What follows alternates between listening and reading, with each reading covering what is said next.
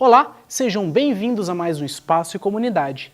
Esse é um programa produzido pelos alunos de Comunicação Social da Universidade de Guarulhos. Eu sou o Felipe Thier. E no programa de hoje, você vai conferir uma super dica com a dentista Flávia Marinho. E no nosso bloco de entrevistas, vamos falar sobre taxa Selic. Não saia daí, o Espaço e Comunidade começa agora.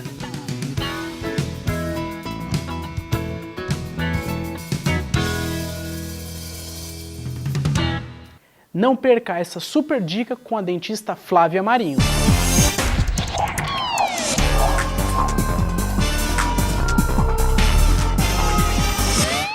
Olá, sou a doutora Flávia Marinho, cirurgiã dentista, especialista em odontopediatria e ortodontia pela Universidade de Guarulhos. Hoje irei dar algumas dicas para vocês sobre escovação e cuidados com os dentes. O tártaro e a cárie são os principais problemas bucais encontrados no consultório dentário, onde os pacientes sempre procuram evitá-los. Como podemos evitá-los? Podemos evitar o tártaro e a cárie através de uma boa escovação. Essa escovação ela deverá ser feita logo após o café da manhã, o almoço e o jantar. Escovando bem os dentes, estaremos livres de cáries e de tártaros. As cáries podem, numa etapa mais evoluída, levarem o paciente a ter dor, a terem problemas de tratamento de canal e muitas vezes até a perder o dente. Com o tártaro, nós também temos alguns outros problemas. Com a evolução do tártaro nós temos a gengivite, que se não tratada vira uma periodontite, que também é uma inflamação um pouco mais grave das gengivas, também afetando a parte óssea da estrutura bucal. E se não tratada a periodontite, o paciente pode perder o dente por eles ficarem moles. Então, no consultório dentário, a gente trabalha muito na prevenção, cuidando das cáries e dos tártaros, orientando e tratando sempre os nossos pacientes.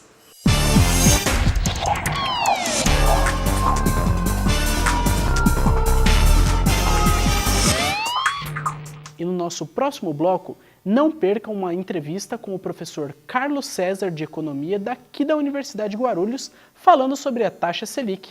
O programa Espaço Comunidade volta já!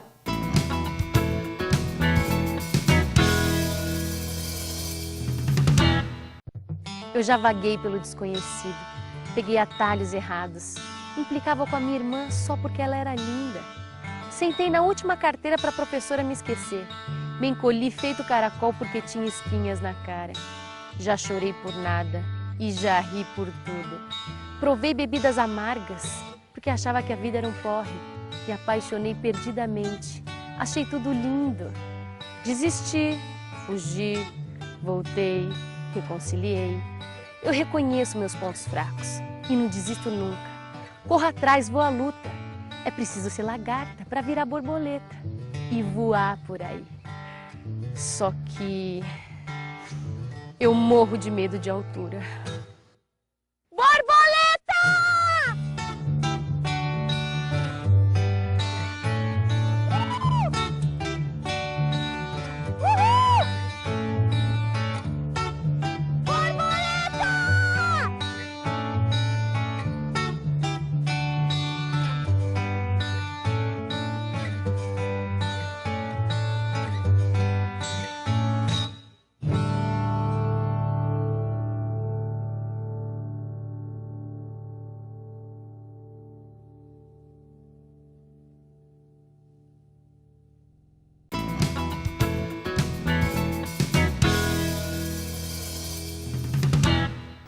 Estamos de volta com o programa Espaço e Comunidade. E no programa de hoje nós vamos discutir sobre economia. E para isso, vamos falar sobre a taxa Selic. E chamamos um especialista aqui da Universidade de Guarulhos, o professor César. Tudo bom, professor? Tudo bem, boa tarde, Felipe. O que é essa taxa Selic aqui no Brasil? A taxa Selic, Sistema Especial de Liquidação de Crédito. É a taxa básica de juros da economia. O que significa? Ela é estipulada, ela é arbitrada pelo Conselho de Política Monetária via Banco Central. O Banco Central integra o Conselho de Política Monetária. Quando a taxa de juros Selic sobe, que é o que vem acontecendo no Brasil em meses recentes, agora ela está em 10,75% ao ano, quando sobe o juros Selic, ela é uma taxa formadora. Nós dizemos em economia que ela é um preço relativo da economia, ou seja, é um preço base da economia. Quando sobe a taxa de juros Selic, todas as outras taxas de juros no mercado de capitais vão subir. Qual é a consequência?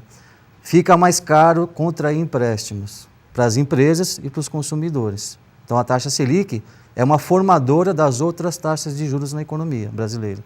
Então, ela vem aumentando conforme vem aumentando. os anos. Em princípio, qual é a explicação que se dá para aumentar a taxa de juros básica na economia? Normalmente, quando você tem uma relação entre produção e consumo. Quando o consumo cresce, e no Brasil isso acontece, cresce mais rápido do que a produção, pode provocar o quê? Inflação na economia. O consumo, a demanda, né? Nós dizemos em economia demanda, a demanda agregada, a demanda de todo o país, a demanda agregada cresce mais rápido do que a oferta agregada. A oferta agregada é a produção do país. Quando eu tenho mais consumo e menos produção, qual pode ser o resultado? Inflação lá na frente. Os preços, de modo geral, ao longo do tempo, começam a crescer. Isso é um problema. Então, qual é a primeira ferramenta que o governo federal utiliza? Aumentar a taxa de juros. Porque quando ele aumenta a taxa de juros, ele interfere na macroeconomia do país e também na microeconomia do país, né? Entendi. Então, ele influencia diretamente na produção de bens e serviços. Como é que se dá, né, essa interferência na prática? Quando o juro básico Selic aumenta, torna mais caro o consumo das empresas e dos consumidores. Então, o cidadão que vai comprar, digamos, uma geladeira em 20 prestações, ele vai pensar duas vezes se ele realmente precisa dessa geladeira e se realmente precisar, ele vai comprar não em 20 prestações, em 10 prestações e 5 prestações que ficarão mais caras. Encarece o crediário, né? Então, reduz o consumo de bens e de serviços. E o que acontece? A demanda, o consumo, ele recua e se equilibra novamente com a produção, com a oferta, que é o que o governo espera. Entendi. Quando a taxa Selic aumenta, a inflação sempre... A tendência é que a inflação, se estiver crescendo, ela retorne ao seu patamar, digamos, previsto, planejado pelo governo e pelas próprias empresas que também trabalham planejando os mercados, né? Entendi. E por que a inflação ela continua aumentando? O Brasil tem sérios problemas de infraestrutura econômica. Então, normalmente, em qualquer país, isso não é diferente do Brasil, o consumo, a demanda, cresce muito mais rápido do que a produção. Por exemplo, desde que começou o Plano Real, os níveis inflacionários caíram absurdamente. O Brasil chegou a ter 3.600% ao ano de inflação. Hoje a inflação está em níveis muitíssimos menores do que esteve antes do Plano Real. O que aconteceu quando começou o Plano Real? Houve um aumento excessivo da demanda, do consumo. As pessoas passaram a fazer o que não podiam fazer antes do Plano Real, consumir. A produção, então a demanda aumentou, o consumo aumentou. Só que a produção em qualquer país, inclusive no Brasil, ela não consegue aumentar no longo prazo, ela aumenta no curtíssimo prazo de um ano e para. Por quê? Ela precisa fazer o quê? Uma combinação eficiente, eficaz, do que nós chamamos em economia de fatores de produção. Então ela precisa do quê para aumentar a produção? Precisa de mão de obra, matéria-prima, o que nós chamamos de capacidade empresarial, que falta muito no Brasil, são os cérebros da economia, os engenheiros, os técnicos de modo geral, o pessoal técnico da agricultura, falta mão de obra qualificada, pode faltar recurso natural, problemas da energia elétrica, isso dificulta a produção de bens e serviços. Então a produção de bens e serviços dificilmente vai acompanhar um aumento excessivo da demanda. Qual é o problema? Demanda maior do que oferta, consumo maior do que produção, pode gerar inflação. Qual é a primeira ferramenta que o governo federal pensa em trazer o consumo próximo da produção? Aumentar a taxa de juros. Quando ele aumenta a taxa de juros, ele torna mais caro a produção, é um fator negativo, e torna mais caro o consumo se retrai, só que ele também inibe a produção, porque as empresas, elas não detêm todo o capital financeiro que precisam para produzir. O que elas vão fazer? Tomar empréstimo no sistema financeiro. Uma empresa contrai empréstimo no banco comercial. Quando ela contrai esse empréstimo, é um empréstimo que vem para a empresa mais caro, porque o juro aumentou. O juro é o preço do dinheiro. Se a empresa precisa de dinheiro, esse dinheiro fica mais caro, esse dinheiro é internalizado na empresa, a produção já fica mais cara. Então, a produção não consegue crescer. É um problema estrutural do Brasil. Entendi. Então, muitas vezes, não é nem o produto que está ficando mais caro, mas é O custo de produção, exato. o ao redor, o Exato, transporte. exato. E aí é que está. Mesmo que a empresa consiga produzir com eficiência um produto ou um serviço, internamente, ela vai ter um grande problema, o que nós chamamos em economia, problemas de infraestrutura econômica, que são aqueles problemas que nós, cidadãos, conhecemos muito bem e também os empresários. São problemas onde? No porto, no aeroporto, nas rodovias. Por exemplo, vamos considerar a safra agrícola do Brasil. O setor agrícola no Brasil é muito eficiente. Só que essa eficiência é barrada, é anulada pelos problemas de infraestrutura econômica. Basta acompanhar o que acontece em nossos portos, né? A nossa safra agrícola, que é exportada para a Europa, para a Ásia, para os Estados Unidos, ela se torna cara, ineficiente. Por quê? Nossos problemas de infraestrutura, principalmente rodovia e portos, né? Rodovias e portos. Enfim, é um problema para avançar a produção. Então, o que acontece no Brasil? Toda vez que a demanda, o consumo aumenta, porque melhorou as condições de vida do trabalhador, aumentou a renda, a inflação está controlada, a produção não consegue aumentar. E o que o governo tem que fazer? Trazer a demanda para baixo, para se equilibrar novamente com a produção. Quando é que isso vai melhorar? Quando houver, de fato, uma reforma estrutural na economia brasileira. Entendi. Esse juros, ele vai para onde? Esse juros, quando aumenta a taxa de juros, ele permeia, ele entra em toda a produção, em toda a cadeia produtiva. Bens e serviços ficam mais caros. Do outro lado, o consumo também fica mais caro.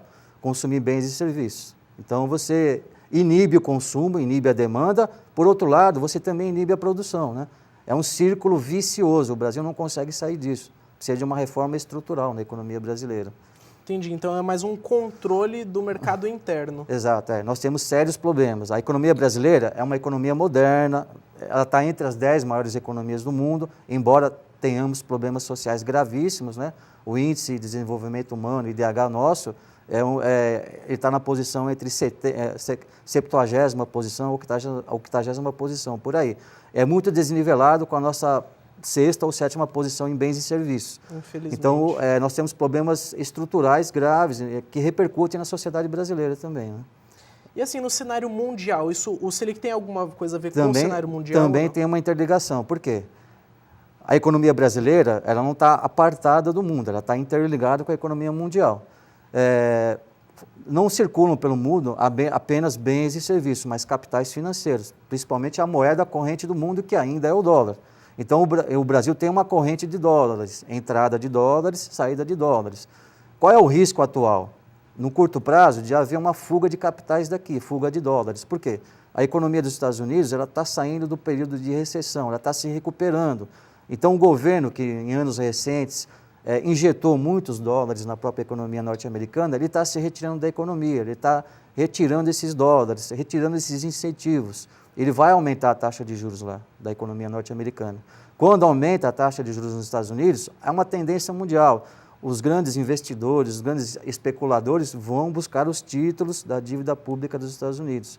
Então, alguns países, como o Brasil, podem, no curto prazo de alguns meses, sofrerem esse impacto negativo, né? Fuga de uma certa quantidade de dólares. Então, o governo brasileiro, quando ele aumenta a taxa de juros, ele não está só atentando para o que acontece aqui dentro, demanda maior do que consumo, etc.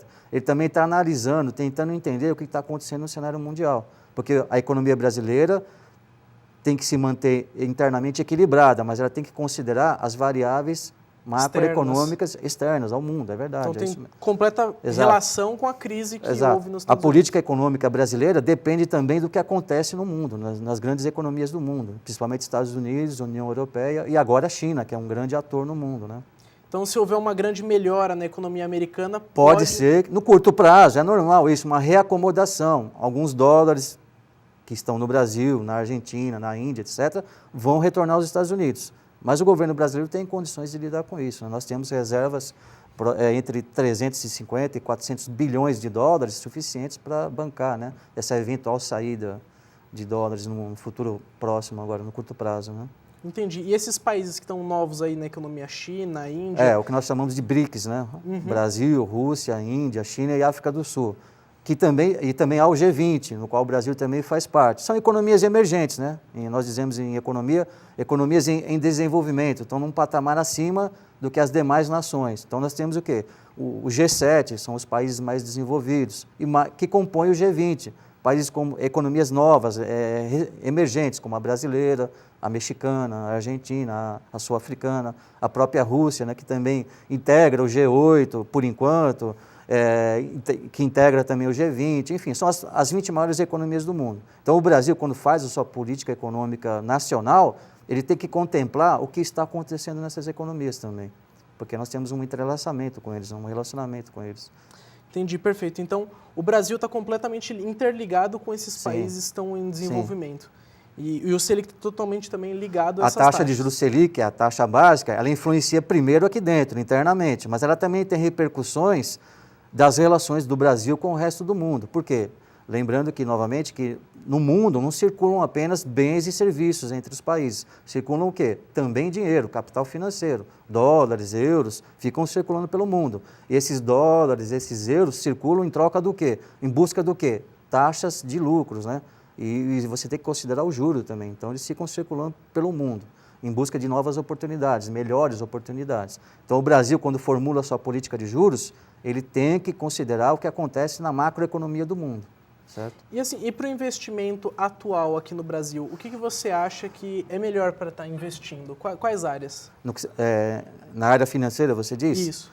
Digamos, o investimento, vamos falar um pouquinho do investimento produtivo. Em termos de produção de bens e de serviços, o Brasil é um dos maiores mercados do mundo em expansão. Ele só perde, digamos, em tamanho, em dinamismo, para o mercado chinês por motivos óbvios, né? A China tem uma população, é a maior do planeta, enfim. Mas o mercado brasileiro tem muito potencial para crescer, o mercado de bens e de serviços. As grandes empresas nacionais e internacionais que quiserem investir, ganhar dinheiro produzindo bens e serviços, poucos mercados no mundo vão oferecer tantas vantagens como o brasileiro. Por quê? O Brasil é um país emergente, digamos assim. Ele está em um processo de desenvolvimento mais acelerado. Aqui, quase tudo ou tudo está por se fazer. Então, os grandes investimentos na infraestrutura econômica, na própria agricultura brasileira, estão aqui. Do ponto de vista financeiro, do mercado de capitais, também a economia brasileira também tem muito a avançar nesse aspecto, né? Digamos, no que se refere à pessoa, ao indivíduo. Até uma certa renda, digamos, R$5.000, a caderneta de poupança é a aplicação mais segura, mais rentável para quem tem no máximo até R$5.000. De R$5.000 em diante, já começa a se pensar num papel que os bancos põem à disposição do público, né? Certificado de depósito bancário, CDI, etc., aplicado no mercado de capitais, na bolsa de valores. Se você tem, digamos, R$10.000 em diante, você já pode aplicar significativamente no mercado acionário, bolsa de valores, enfim. Tem muito potencial o mercado financeiro no Brasil também. E assim, esse retorno, ele está acontecendo no Brasil mais a curto prazo ou ainda é a longo prazo? No que se refere à produção de bens e serviços, é no longo prazo o retorno. Toda vez que eu invisto na empresa, bens e serviços, eu espero um retorno econômico financeiro. Normalmente, o retorno na produção, ele demora muito mais tempo a chegar, na casa de anos, 3 anos, 5 anos, depende.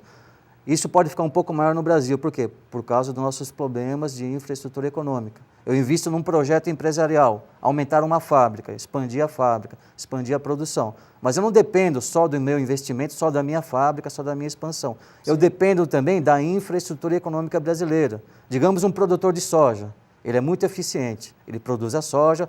Antes dele produzir a soja já está vendida, por exemplo, para a China. Mas aí o problema começa quando? Quando ele tem que armazenar essa soja. O Brasil não tem uma estrutura de armazenamento adequada. Quando ele tem que transportar a soja do ponto A ao porto de Santos ou de Paranaguá, por exemplo. As rodovias estão em péssimo estado. Enfim, em péssimo estado. Tem o problema dos portos, a ineficiência. O Brasil já perdeu contratos, inclusive, né, de exportação de soja para a China. Por quê? Um navio, em média, quando atraca no porto de Santos, por exemplo, ele demora de 20 a 30 dias para sair desse porto, com a carga já carregada. Então, em países que concorrem com o Brasil, o navio fica 48 horas, 72 horas no máximo, e já zarpa, né, já sai com a carga. Aqui não, nós temos problemas de legislação, enfim, problemas de infraestrutura, né, que o empresário chama de custo Brasil, é o tal do custo Brasil. Entendi. Então, muitas vezes, pela parte burocrática do Brasil não está tão bem elaborada. Afeta o setor produtivo, que é eficiente. Por exemplo, a agricultura, que no Brasil é muito eficiente. Mas, é claro, nós temos um setor industrial ramificações muito eficientes também, mas que acabam sofrendo o quê? Com a infraestrutura econômica do Brasil. E assim, qual que é uma solução, pelo menos a curto prazo, para estar dando uma melhora nisso? O governo federal tem tentado se mobilizar nesse sentido. O governo não tem todos os recursos financeiros necessários para modificar significativamente a infraestrutura econômica do Brasil. Então, o que o governo tem que fazer? Ele tem que entrar em contato com a iniciativa privada, ele está fazendo isso. Se ele não tem todo o capital financeiro, a iniciativa privada tem uma parte desse capital. Então, o governo está fazendo o quê? Está atraindo os parceiros da iniciativa privada para tocar esses projetos de infraestrutura econômica. Porém, isso acontece em todos os países. Certos projetos de infraestrutura econômica não são rentáveis no curto prazo, são só no longo prazo. Então, as empresas privadas não se interessam por esses projetos, porque elas querem um lucro num curtíssimo prazo. Então, elas vão pegar o quê? Os projetos que elas julgam ser os melhores.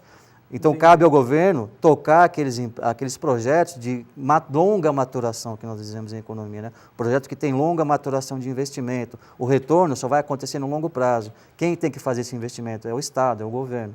Então, o governo tem esse papel para fazer no Brasil, né? Então, assim, locais internacionais também estão investindo fortemente no Brasil? Sim. Vamos pensar como um empresário internacional, um europeu, um norte-americano ou mesmo um chinês. A China também está se projetando no mundo. Onde eu posso ganhar dinheiro produzindo bens e serviços? Poucos países. Vamos pegar os BRICS. O Brasil é um dos BRICS. Brasil, Rússia, Índia, China e África do Sul. O Brasil, nós temos problemas sociais, políticos, mas nós somos uma democracia. Então fica mais fácil investir aqui, porque aqui há um poder judiciário instalado, há um Congresso Nacional instalado, há uma presidência da República, a presidente Dilma foi eleita democraticamente. É mais fácil investir aqui, tratar com os investidores, com os credores, com o público consumidor, do que alguns outros mercados que também são promissores, mas alguns países não são democráticos, são mais ditatoriais, o poder judiciário mais difícil. É mais difícil, você acaba escolhendo o quê? 2 ou 3 mercados no mundo que estão se expandindo, o Brasil é um deles. Entendi. Aí, voltando à taxa Selic, isso com a taxa mais alta, com os juros mais altos, também é uma forma de estar ali chamando a atenção do cenário mundial para estar investindo aqui no Brasil. O problema da taxa Selic alta aqui é que você vai atrair, digamos assim, o investidor na área financeira, porque ele vai se beneficiar do alto juro aqui. Mas você vai inibir o investimento direto estrangeiro, que tem esse nome em economia. O que é o investimento direto estrangeiro? É o investidor que vem aqui construir uma fábrica, por exemplo. É um investimento direto. Direto onde? Na produção de bens e serviços. Fica mais caro para ele também, porque ele vem trazer os dólares. Só que ele não usa os dólares aqui, ele troca os dólares por reais. E quando ele vai investir esses reais na economia brasileira, ele vai se deparar com juros altos, problemas de mão de obra qualificada, na infraestrutura econômica. Ele vai enfrentar os mesmos problemas que o empresário brasileiro enfrenta, o chamado custo do Brasil. Então, quando o juro aqui sobe no Brasil, ele é benéfico de uma certa forma. Para um setor, para quem vem especular aqui, ganhar dinheiro no juro, no mercado de capitais. Mas para a produção de bens e serviços, aumentar a produção de bens e serviços, a oferta agregada de bens e serviços, não é benéfico. Toda vez que o juro Selic aumenta no Brasil, as federações industriais, as federações de comércio, elas emitem as suas notas, né, contestando esse aumento de juros, porque sabe que vai tornar a produção mais cara e, óbvio, o consumo mais caro também. Perfeito, foi muito esclarecedor, muito obrigado, Espero ter professor. contribuído um pouco. E se você tem alguma dúvida ou sugestão, ligue para nós, 2464-1796, ou mande um e-mail, tv@ung.br. Esse e outros programas você confere no nosso canal no YouTube. Muito obrigado e até semana que vem com mais Espaço Comunidade.